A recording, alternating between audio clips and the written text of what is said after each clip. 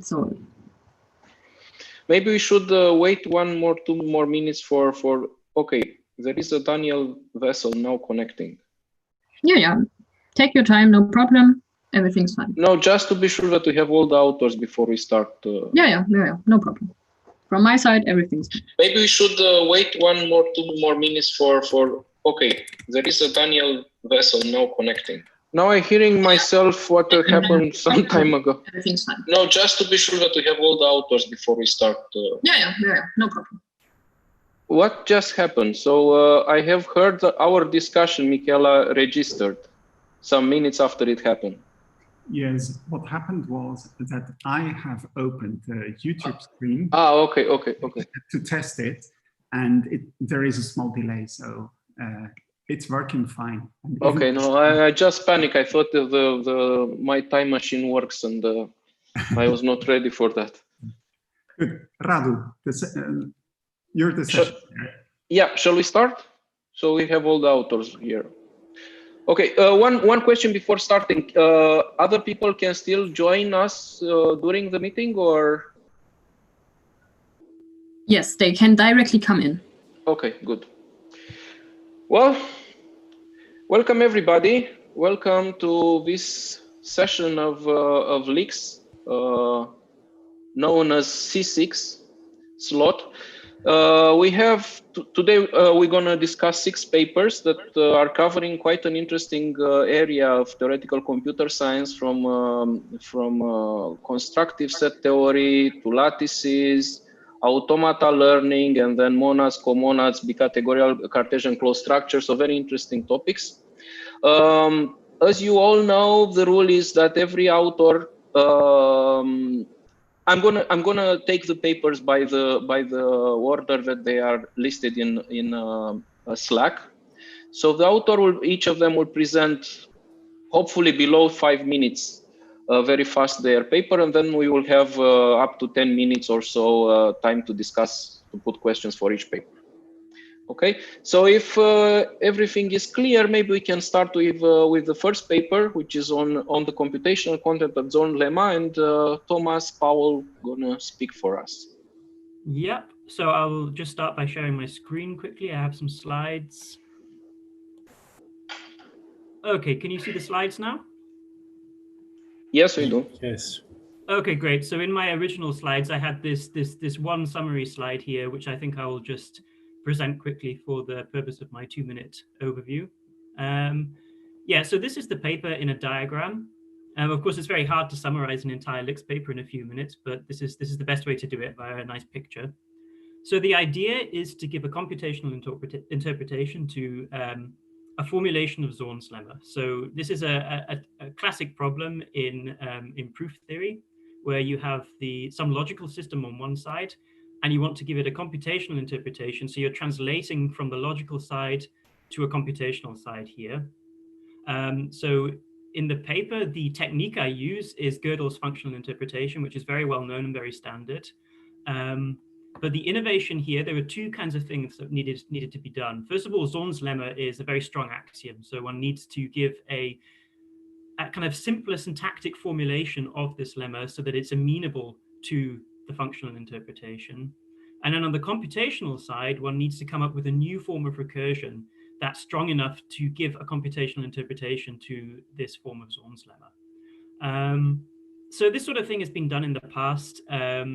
A classic paper from the 1960s is a computational interpretation of the axiom of countable choice via the functional interpretation that was done by Spector, and he introduced bar recursion as his new mode of recursion. So this LICS contribution was in a similar spirit, but instead of countable choice, I focused on a syntactic formulation of Zorn's lemma. I don't know how long I've been, but I think that's all I want to say as a summary. I think any more and I'd go too much into the details, and that wouldn't be appropriate for this session. So I think I'll keep it short and sweet and stop there, if that's okay. Okay, thank you very much, Thomas. So now we're gonna have a couple of minutes of questions. So I would be happy to let you speak. So I'll stop sharing my screen. Okay. Anybody have some question? So I can see a question in the chat. Yeah, if you see it, just please proceed and read it and answer it. Yeah, so this is from Ike Neumann. So he says for bar recursion, the standard model is the continuous functionals, and he points out the strongly majorizable functionals also have a model. And he says that so my new recursion scheme has some kind of built-in continuity assumption. Do you know if your recursion scheme works for any majorizable functionals? My conjecture is that it does, but this is not something that I've proven. So the idea is that I'm taking so my recursion scheme is closely related to open recursion as defined by Ulrich Berger, but this additional control functional it has makes it a little bit weaker as a form of recursion. And so I would conjecture, yes, the majorizable functions are a model, but I haven't proven this, and so one has to be careful about things that they haven't proven. But I would say yes, I hope so. That would be really nice. Okay, I also have a small question. So I was wondering, being from outside the field, so Zorn lemma has all these equivalent statements in Zermelo-Frankel, like Hausdorff maximal principle, well-ordering theorem, the axiom of choice, and so on and so forth. So can you provide the kind of generalized principles that can replace the axiom of choice, can reformulate the Hausdorff maximal principle or something like this? Yeah, so I'm working on a slightly lower level. So I'm not trying to give an interpretation to ZFC. So on the level of axiom of choice, so there is a functional interpretation of the axiom of countable choice, but not of the full axiom of choice, as far as I'm aware. What I'm doing is I'm kind of taking Zorn's lemma and bringing it down to that level, so a level that's amenable to giving a computational interpretation via the Zorn's lemma. And so in this sense, there's an equivalence between an instance of my formulation of Zorn's lemma and countable choice. And so one can kind of mimic the proof that these two things are equivalent on a lower level. And there's also then an interdefinability result on the level of the recursors, I would conjecture. And then one can use, so I mean, it's known that Zorn's lemma is used to prove that all maximal ideal, any non-trivial commutative ring has a maximal ideal, right? Again, I can do this in the countable setting with mine and then extract a program for computing some sort of approximation to that maximal ideal. So there are analogs, but everything happens on a lower level. And also, I noticed that you are working with non-well-founded structures. So I was wondering if in all these proofs, somehow you are using the foundation axiom in Zermelo-Frankel, or you can get around it. Because if you assume that you have non-well-founded structure, obviously the axiom, the foundation axiom should not be in the axiomatic system of Zermelo-Frankel, or at least you should not use it in the proof. So I was curious if. Yes, so it's a recursion of a non-well-founded order, and so to show that this thing is total, I'm actually using Zorn's lemma again to prove this. So somehow, and it's kind of everything is domain theoretic. So I am using quite strong machinery to prove that this thing is well-founded. I'm not too worried about the strength of the tools that I'm using to prove that my form of recursion is well-founded. What I'm more that it makes sense. So I'm not too worried about how strong my machinery to show that this thing has a reasonable model. What I'm interested in is how strong that form of recursion is compared to other forms of recursion that are known. Okay. Do we have other questions? No? Thank you very much. So Thanks. Then we go to the next paper, which is Peter's. Yes, hello. Hello, everyone. Hello. Yeah, so we speak about resolving finite indeterminacy, a definitive constructive universal prime ideal theorem. So Peter should. Exactly. Yeah. Thank you. Yeah. So let me. I'm very glad to speak after Tom because we share the objective. Also, we don't share the methods. So we don't use any machinery. So we do try to extract computational content from proofs done with Zorn's lemma and classical logic, mainly in algebra, but we don't use any machinery. We just use more or less ordinary mathematics. And on the other hand, what we are doing is we are forming kind of a universal version to what has done in a field called dynamical algebra, what has been done in a field called dynamical algebra over the past 25 years. So the whole thing started that we observed their papers all look very similar, but they don't give a uniform approach. And they all grow, in all their papers, they grow certain trees. And now we give a general method for how to grow these trees. And yes, a path in such a tree is a finite approximation of an ideal object as normally proved to exist by Zorn's lemma. So, and to anticipate a question which may appear, all our trees are finite, so there is no worry about any transfinite method. And I'm also glad that you, Radu, you mentioned the Hausdorff maximal chain principle. In fact, with our methods, we can also deal with that. Unfortunately, that's another paper, and this went into another conference this year, into CIE 2020. So I don't really want to talk about this here, but the methods are very similar. Just I need to twist them a little bit to get the other equivalents of Zorn's lemma. All right, that's basically all I wanted to say.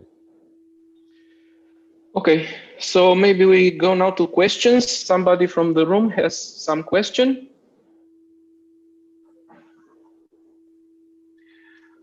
It looks like on Slack we don't have one.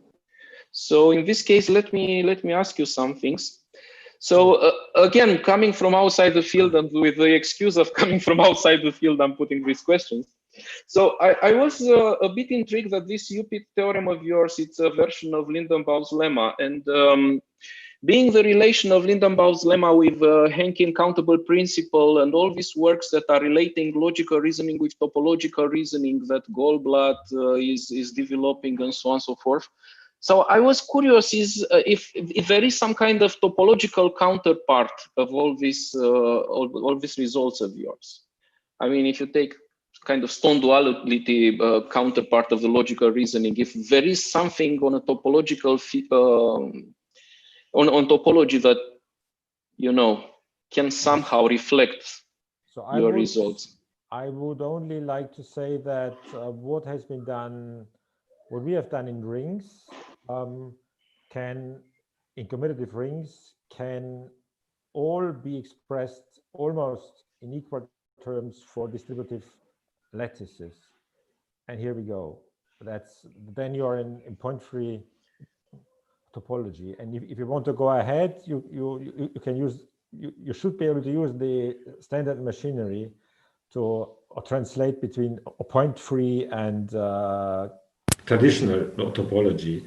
I'm not sure this will be interesting, because when you go into topology, you lose the nice aspect of the algebraic setting, that you always work with very, very concrete objects of a very finite nature. So in algebra, you normally work with polynomials or finite lists.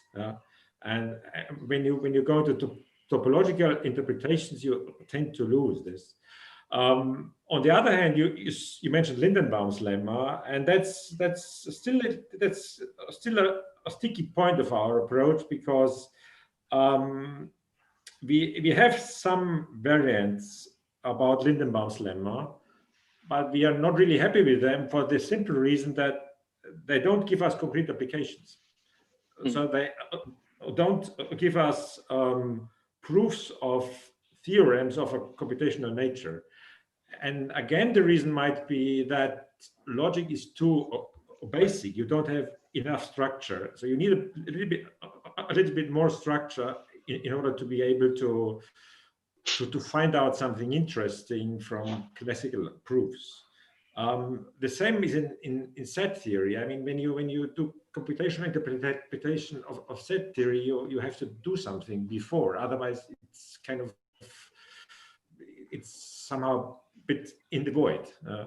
And but still, I mean, Lindemann's lemma in particular, what you do with Lindemann's lemma and completeness theorems and compactness theorems and the ultrafilter theorem, that's still on our agenda. Mm-hmm. And one more short question. I don't know if you are familiar with the Boolean valued set theory. So what? Slightly, yeah. Yeah. So I was wondering if this kind of results can actually be generalized further to a level where the analytic values are not coming from the algebra 2, but from some more, maybe more generous complete Boolean algebra or something like this. So if some kind of similar results can be lifted on that level. So my feeling is yes, but but we haven't tried. I would even go into something slightly more general, heighting valued algebras. Yeah. So that's because, I mean, when you do everything constructive, then it's most likely that, yeah. But we have not looked into this interesting topic. Okay, thank you very much. Do we have other questions from the room? No questions. Okay, so we can go then to the next paper. So we speak about a fixed point theorem on lexicographic lattice structures.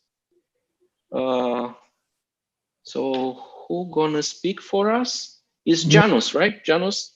Yes. Janus? Yeah. Please. Yes, let me share my screen.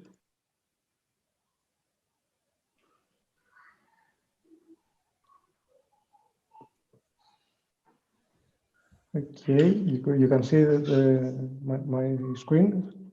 All Yes, right. we can. Yeah. Okay, thank you. Hello. I'm going to present fixed point theorem on lexicographic lattice structures.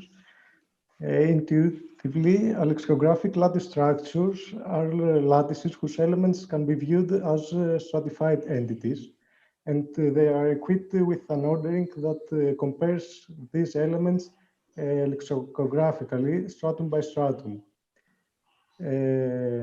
For example, strings can be viewed as stratified entities, and equipped with the common lexicographic ordering, we can view them as lexicographic lattice structures. In our paper, we characterize these structures with three really simple and intuitive properties. So we have developed a fixed point theorem, which proves the existence of a least fixed point. And this theorem does not require the function to be monotonic, but to retain some kind of monotonicity in each stratum. The main application of our theorem, and also this is our motivation, is the negation as failure in logic programming. If negation is introduced in logic programming, the traditional tools of fixed point theory are no longer applicable due to non-monotonicity.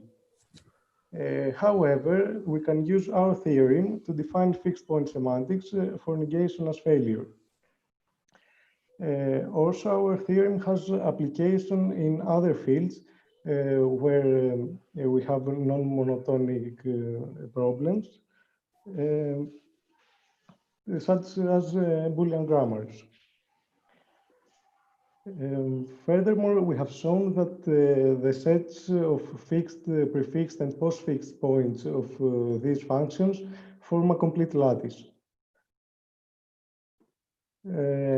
Finally, the traditional complete lattices can be viewed as trivial lexicographic lattice structures, and therefore our theorem has as a special case the well-known Knaster-Tarski theorem. Thank you. That's all. Thank you. Do we have questions from the room?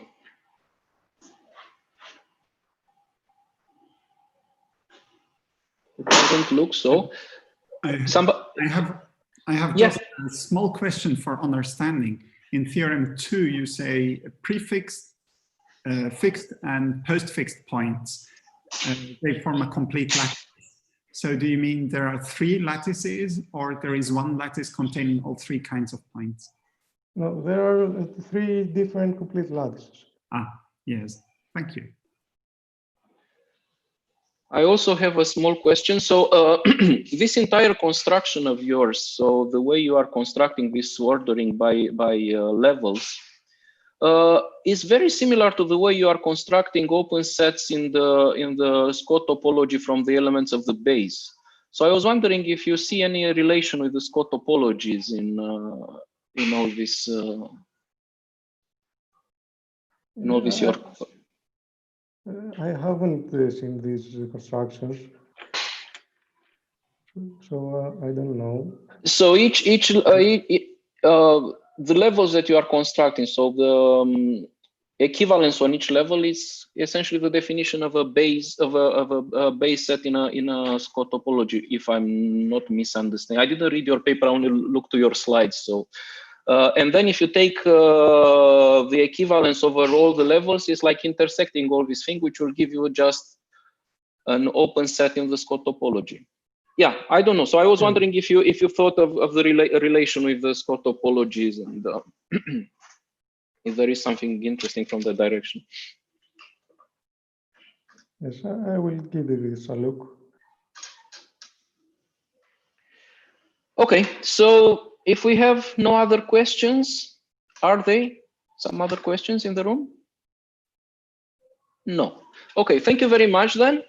Let's move further. I think the next in line is Henning, right?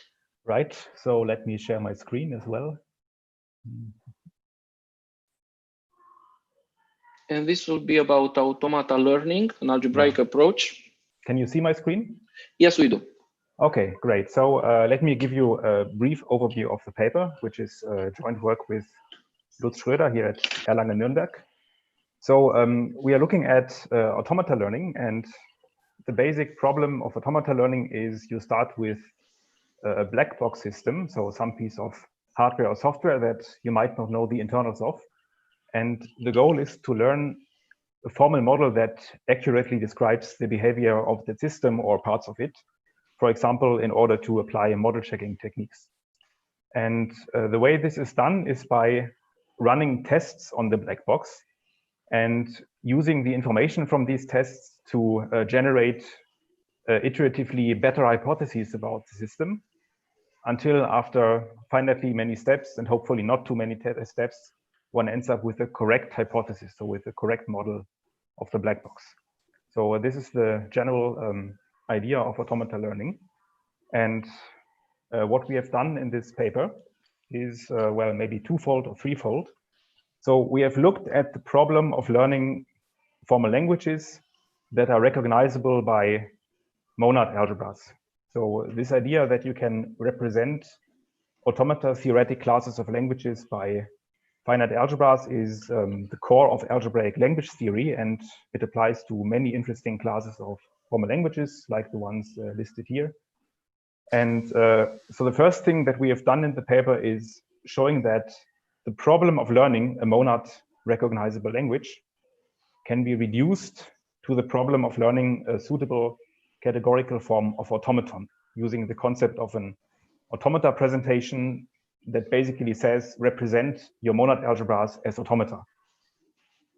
So what do these categorical automata look like? Well, they are structures like this. So you have an object Q that you should think of states, and you have transitions that are modeled either as algebras for a functor f, so as morphisms from fq to q, or as coalgebras for a functor g, where f and g are two functors that are adjoined to each other on some category. So it's a fairly abstract general notion of an automaton that, for instance, encompasses things like classical deterministic automata, but also non-deterministic ones, weighted automata, nominal automata, and others.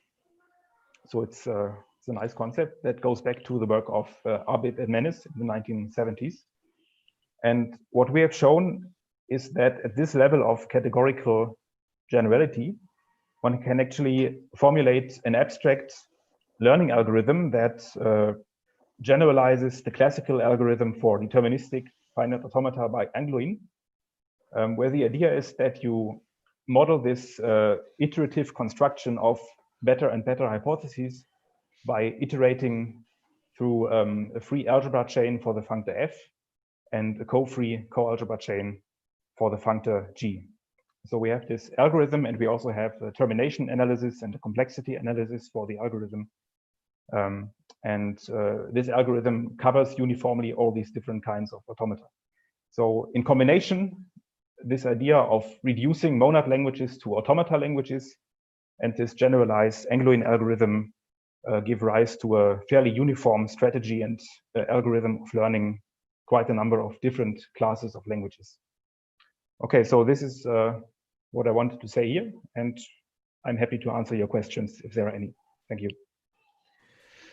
Yeah, so it was a discussion between you and Michaela on the Slack. So since Slack was not meant to be some kind of private chat, I think we should bring all this discussion, even if maybe you already answered her questions, we should bring them here in the room. So yeah, and this I'm saying this not only for your paper but also for the ones that will follow. So yeah. Yeah, should I just ask my questions once again? Yeah, sure, it's better to see. Good. I had one more technical question. It referred to the slides in the presentation, not to the presentation we saw now. Maybe I bring up my presentation. Maybe that's the best way of doing that. It was about this algorithm you showed there. Yeah. Let me open my presentation, and then I can do that. So you can see my screen again. Yeah. Yes. Okay. I think it was about this termination theorem, right? Right, on slide 19. Slide 19, this one, yeah? Right, there is this algorithm, and I wondered how the termination of step 2 can be proven.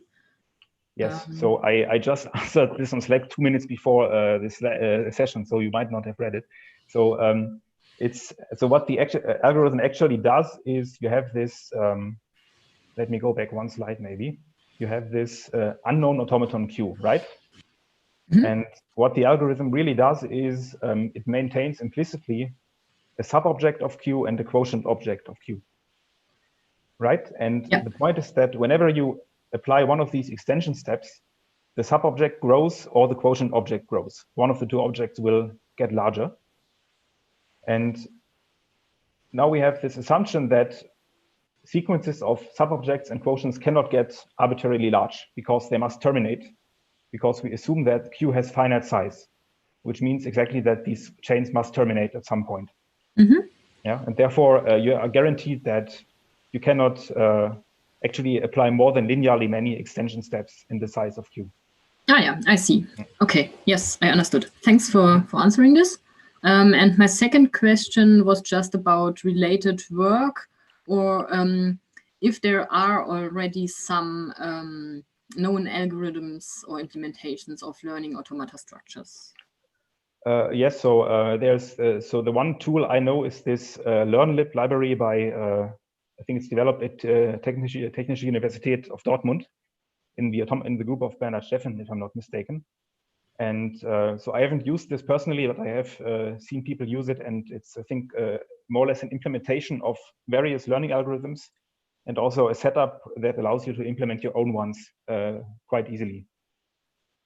Mm-hmm. Okay. But of course, I should mention that, so in this setting here, because this is supposed to be uniform, so it's kind of agnostic in the kind of automaton you want to use, the challenge is really to represent the categorical structures like functors and monads in a finite way so that you can actually implement algorithms about them. Yeah, and things like this have been done in the realm of minimization of automata. So there's an abstract co-algebraic algorithm for that is implementation level. And so we hope that we can do that in a similar way for automata learning, but this is ongoing work. Okay.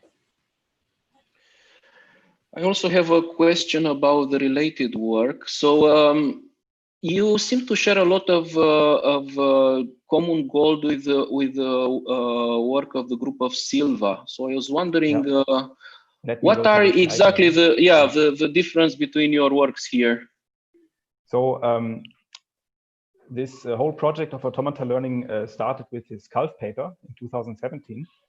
And what these authors did is they modeled certain structures that appear in learning algorithms, like the notion of an observation table in an abstract categorical setting. And actually, the setting is at a similar level of generality than our algorithm. However, in this paper, they didn't have an algorithm. So they modeled certain structures, but they didn't have a full algorithm for learning automata. And these two other works that are also mentioned here essentially only apply to automata in set. Yeah, so they apply to core algebras in set, while what we have done applies to automata in general categories like nominal sets, for example, to which these algorithms would not apply directly. So it's a kind of orthogonal generality. Speaking about your working hypothesis, do you think in the category of metric spaces or something similar that nowadays seems to be a rising hot topic in learning? Yeah. This work of yours might apply? Well, so I guess you think of things like learning probabilistic automata, for example. Yeah, exactly. Yeah. Yes, exactly. So, yes. I mean, we have thought about this a bit. The problem with this is the following. So all these active Angloin style learning algorithms basically assume that there exists a minimal automaton for the language you want to learn, because that's what they learn in the end. And the problem with probabilistic Rabin style automata is that you would go to the category, probably not metric spaces, but convex sets. So algebras for the distribution monad on set. And the problem is that the minimal automaton for a for language represented by a probabilistic automaton might be infinite in general. And therefore you don't have termination. I see. And yeah, so and therefore, so what we've done applies formally to the setting, but not in a convenient way. So it's an interesting question, and I cannot give a very convincing answer right now because it's a difficult, hard problem to learn. I would suggest you to consider the category of extended metric space and not non-expansive maps. That's a really nice category, and maybe looking to metric spaces on Polish. The generate Polish spaces, this kind of thing. So they have a lot of nice properties. Right. Okay. Thank you very much. Thank you. If there are other questions. Can I ask a question? Yes, please, Dave. I've seen that in addition to Angloin's algorithm, there are also other active learning algorithms where basically the hypotheses are constructed in a different way. Have you looked into those algorithms, and do you think they can be formulated categorically in a similar way to what you did? So maybe you can maybe you can point to the name of one of the authors who did this, because there are many of these. So there are optimizations of Angloin's algorithm that also apply to deterministic finite automata that always maintain consistency. Is that what you mean? What do you mean? Yeah. I've been in Nijmegen with Frits Vaandrager. Yes. And I concretely remember one optimization and one different algorithm. So one optimization would be, no, let me mention the TTT algorithm, but I'm sorry, I don't know the other co-authors right now, so I would have to. But I think I remember at least the name of the algorithm. I'm not sure. So we haven't looked at this from the category theoretic perspective. I think the difficulty of this is that these optimizations really are more or less on which data structures to use to represent your observation tables. They are more efficient than the classical algorithm. And this categorical setting that we have pursued is more or less agnostic in the data structures, because it looks at observation tables just as morphisms in a category. And so it's interesting, but I don't know if this can be done categorically. Okay, thank you. Some other questions? No, thank you. So we move then to the next paper.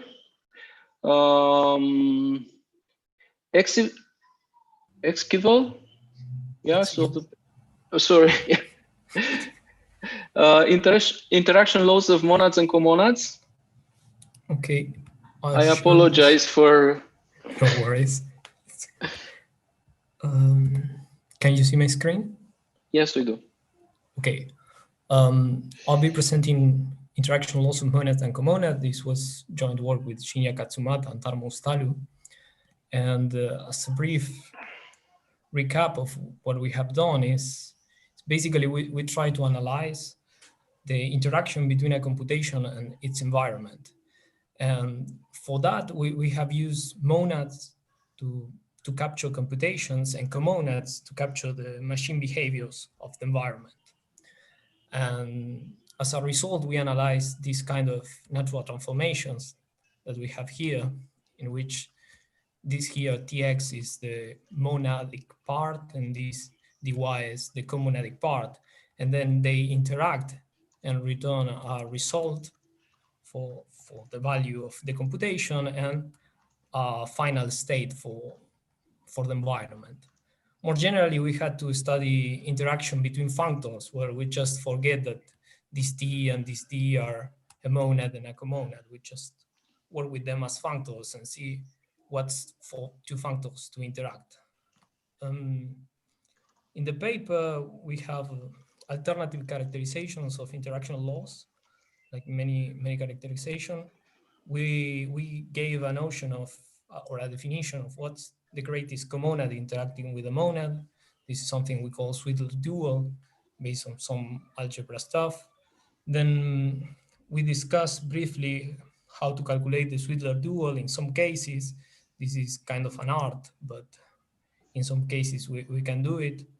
Then we discuss the relation of this framework of interaction laws with stateful runners, which is a concept introduced by Tarmo a few years ago. Then we show how to generalize these interaction laws to counteract some kind of limiting results we have for the existence of these interactions. And then finally, we compare this stuff to effect handlers, which is kind of a hot topic in the theory of algebraic effects. This is more or less what we have presented in the paper, and that's it. Okay, thank you very much. It was a long discussion between you and Tom Hirschowitz on Slack. So I was wondering, I see that Tom is here. Tom, would you be interested in taking this discussion a bit for us here? Yeah, sure. Actually, I just asked questions. I don't think Ezekiel saw them, maybe. Yeah, I just saw them, but... Okay. Yeah, so okay. maybe you can take the questions one by one. And well, you don't need to answer every question, because otherwise people won't have the opportunity to ask other questions. Don't worry about that. Okay, well, maybe the first one is I think there's a similarity between your framework and interaction between a strategy and a counter strategy in two-player games. And so I was wondering whether you would consider extending your framework in the same way that two-player games extend to game semantics. Yeah, that sounds interesting. We really haven't played with this idea because we don't know much actually about game semantics, but we have seen some related work on these kind of models by Pierre Riverna on linear logic, which share very commonalities with this work. And yeah, it'd be interesting to look at this, but we haven't really considered it. Maybe you could tell us more about what you think about how this could be done, because we fairly don't have like a proper view on this. Okay, well then maybe we can discuss this privately. Yeah, that would be a long discussion. The next question was, in your talk at some point you introduce something like a free comonad, D prime, from some parameterized comonad D, which is a kind of fixed point, like greatest fixed point. I never saw that before. And actually, I didn't know of parameterized monads and comonads before. So could you tell us a bit more about that? Yes, sorry about the typo. Yes, this should be a Y. And as you know this, and then, well, these parameterized monads and comonads, it's a concept I think introduced by Tarmo, and they have a, this is some sort of monad which has a parameter and a comonad which has a parameter. And I think they can be seen as some sort of, for example, a parameterized monad on C can be seen as a functor from C to the category of monads on C, if I recall correctly. And this is more or less what a parameterized monad and similarly a comonad is. Then for the intuition on this construction, my intuition mainly comes from the fact that we are constructing the co-free comonad in some case, in this particular case. And for that, the co-multiplication works as, if you think of the co-free comonad as some sort of non-well-founded tree, then it's replacing the nodes. The co-multiplication, what does it's replacing the nodes, but by the subtree corresponding to that node in some way. This is in a recursive function.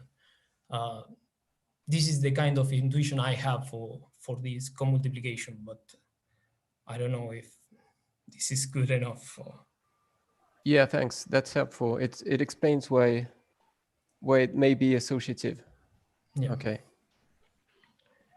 And so the final question was about your, I don't know how to pronounce this, your duality functor. Yeah. Like the dual of a monad and of a comonad. So you said it was LICS monoidal for the composition monoidal structure, something like that. Mm-hmm. And does it have any other structure that you noticed?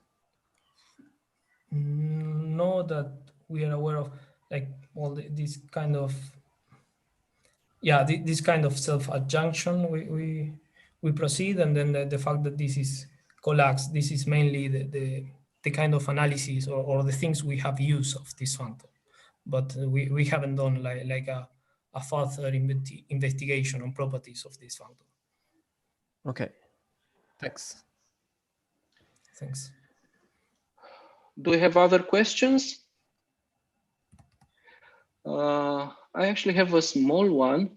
I was always intrigued by the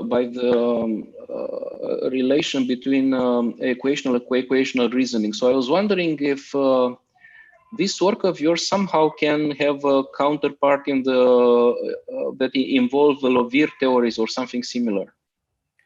Yeah, well, Tarmo, when he introduced the stateful runners, he did some study on this, on the comonadic side of Liouville theory, like generating a comonad out of a Liouville theory, and much of this work comes from these intuitions. In particular, calculating the Swidler dual come from this kind of generating a comonad out of a Liouville theory. Mm-hmm. But in the paper, we have mainly focused on the semantic point of view of a monad and a comonad, and we haven't touched too much the Liouville point of view of the corresponding monad and comonad. And I have just noticed that there is another question on Slack put by Andrea Turini on behalf of Chen Fu. He says, you gave a computational model with some laws for interactions of effectful computations with behaviors of effect-performing machines. What and how can we do with such models? Could you explain a little more on this? Well, these kind of models are very much related to what are called co-models. The main example, I think, for this will be like stateful computations in which the machine behavior keeps track of your state, or similarly some sort of input-output. For other kind of effects, such as exceptions or non-determinism, these models are a bit more limited, and that's the reason why we we propose to introduce this kind of residual interaction laws in order to be able to manage this kind of effects that get out in principle out of the framework. So the idea is putting a monad around this and being able to kind of push some effects further. And this allows to handle exceptions, for example, or things that in principle with interaction law models couldn't be handled. Okay, do we have other questions? No, thank you very much. So now we should move to the next paper, which is the last one. I think Philippe going to speak about coherence and normalization by evaluation for bicategorical Cartesian closed structures. Yeah, let me just share my screen. All right, can you see that now? Yes, we do. Okay, let me just, okay, yeah. So this is about, I mean, the central thing that we're talking about here is about coherence for Cartesian closed bicategories. To explain a little bit what that means. So I think of a Cartesian closed bicategory as a kind of CCC up to isomorphism. So more precisely, it's something that you get if you take the simply type lambda calculus and you replace all the beta eta equalities with some kind of invertible rewrites, and then you add in some equations which sort of say natural things about rewriting, which correspond to the triangle laws of the adjunction. And these things they're quite interesting structures. They turn up, for example, in generalized species, which is where the original kind of impetus for this work came from. But more generally, sort of Kleisli structures on bicategories quite often form this kind of Cartesian closed structure. And then what we prove in the paper is a kind of coherence theorem, by which I mean, so instead of a coherence theorem for monodal categories, where you say every diagram commutes, here we prove that every diagram of two cells or rewrites commutes, so every pasting diagram. And so in a kind of type theoretic sense, what that means is that I have two terms of the same type, then there's at most one rewrite between them, which you can kind of port back into saying something about rewriting in the simply type lambda calculus. I think what's really interesting is that we give two proofs in the paper.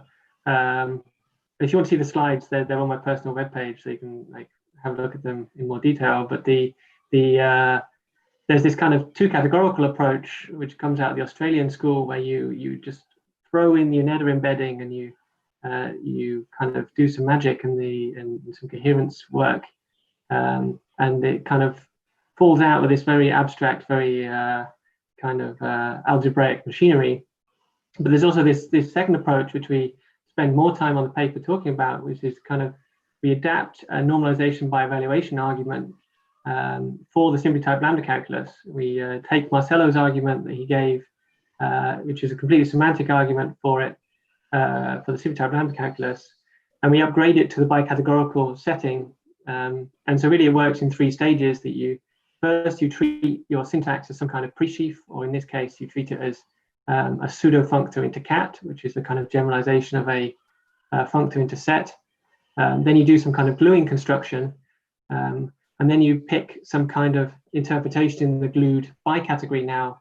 And by studying this interpretation a little more carefully, you can see that actually that there is only one rewrite between any parallel pair of terms.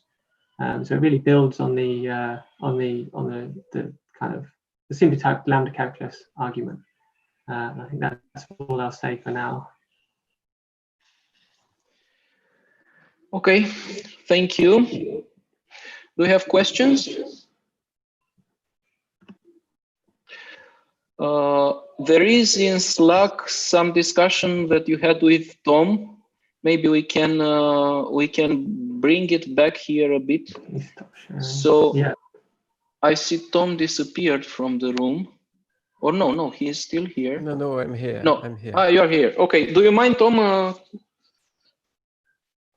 Well, actually, I could just sum up the discussion. Yeah, Philippe is showing it. Yes. So I was asking essentially two questions. One was about extending the idea to perhaps realizability argument on systems where the reduction isn't congruent, so isn't closed under context, and also maybe to polymorphic type systems. And so maybe I could let Philip answer. Yeah, so I kind of, what I said was the short answer is that I don't know, because we haven't really thought about this yet, because I mean, for this work, we were much more focused on the semantic side as getting this kind of coherence result out.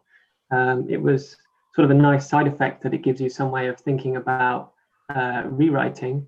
But what I sort of say in my response is that my feeling is that if you can set things up so that you still get a good algebraic structure, whatever sort of good means, and you can do some kind of gluing construction, then you can set up some variant of this argument. But I mean, I don't know very much about either polymorphic type theory semantics or about kind of realizability arguments. But I do know that certainly for polymorphic theories, your models start becoming much more complicated very quickly. And so that is going to add difficulty once you start looking at the two categorical or bicategorical version as well, because obviously kind of simply type random characters is about as simple as you could get. So yeah, working at a two categorical level for that or bicategorical level for that was at times long-winded, but at least you sort of knew what you were doing. Whereas working out a two categorical model of polymorphism, for example, I think that would be quite subtle, possibly. So my intuition there is that it's possible, but it might be quite difficult. Yeah. Okay. Thank you. You have something more, Tom, to add or to ask? Yes, I do. Maybe I can wait like a few seconds No, yeah, no, please proceed. Okay, so I had another proposal, maybe, that you look at rewrites not as I mean an equivalent relation by which to quotient out, but as proper directed steps, as in Levy's original residual theory, if you see what I mean. So that would lead you into three-dimensional world. Have you thought about that? Not really. It's interesting thinking about it double categorically. I've considered a little because Hilken's original semantics, or Seeley's original semantics, is LICS. So you're not adding in isomorphisms, which is kind of one step in this direction. I honestly try to avoid going up to a third level as far as possible. So yeah, so definitely not thought much in that direction. Although I think there's sort of interesting questions sort of around whether two categories or sort of higher categories have something interesting to say about rewriting. But I'm not enough in the rewriting literature at the moment to comment on that in great detail. Okay, fair enough. Okay, thank you. Tom, you want to continue or? No, I'm good, thanks. Yeah, okay. Do you have other questions from the room? Yes, I have a question. Please, Christine. Okay, perhaps it's just a naive question, but your work is on Cartesian bicategory. Is there something similar for monoidal closed category? That's something that I conjecture is probably true, but I haven't thought about it at all. So the way you construct the type theory that we work with is you extract it as an internal language from some version of a multi-category, right? So yeah, I think you could do it. I think you could extract the type theory and then. Yeah, sorry. No, go on. So my question is, how is it related to the Cartesian part? I mean, do you use something specific to the Cartesian world, like duplication or weakening contraction, or your argument is more general and you just this kind of logical rules out there, and it's not interacting with your theory. I think we're using something. So we're certainly using the fact that if you take the Artin gluing of a Cartesian closed category, it's Cartesian closed.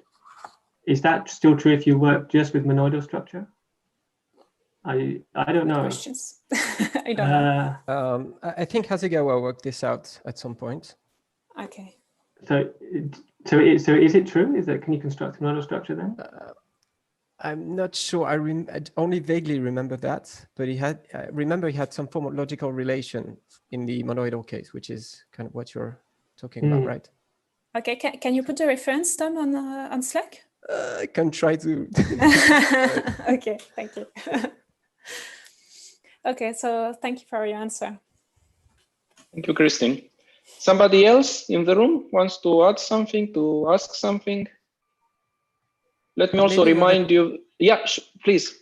Yeah, a comment on Christine's question is that Please, maybe Tom. one important point is that Philip said earlier that it was already quite long-winded with two categories, Cartesian two categories, because the lambda calculus is so simple. So it was only doable because the lambda calculus is so simple. So if the language, the internal language for symmetric monoidal closed categories is already much more complicated. So that's not so encouraging. Should try. Yeah. So something I would say as well is that it's much easier to work with the universal property than with a monoidal structure. So, yeah. Obviously. So fair enough. Yeah. That definitely made life easier. So Yeah. it might well be possible, but it's going to be a lot more work, I think. I see. Okay, thank you. So I wanted also to say that the discussions on Slack can continue for a while. It's not necessarily related to our presentation here, and we will all continue following that. Well, I think we are done. So we have finished speaking about our paper. Let me take the opportunity to thank the authors for their work and for their nice presentations. And thank you all for being here. Thank you, Radu, for your sharing. Thank you.